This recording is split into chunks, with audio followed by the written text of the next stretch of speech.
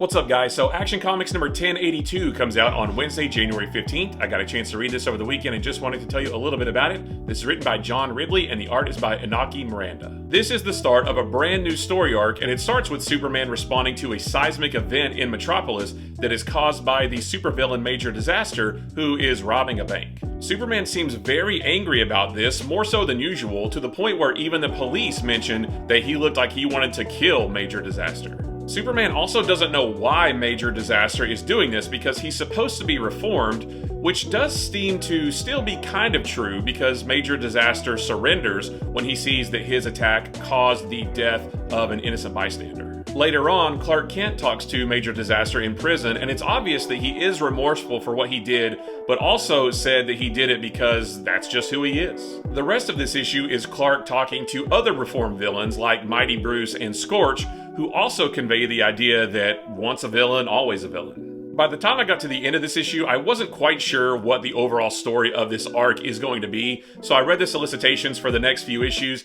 and it sounds like there is an organization who is responsible for reformed villains going bad again. I am interested in that story, but unfortunately, I didn't like this issue very much. It just didn't feel like Superman. There's one scene where Clark is talking to Lois, and he says that inspiring hope takes a lot of work, and sometimes he feels like it's just not worth the effort.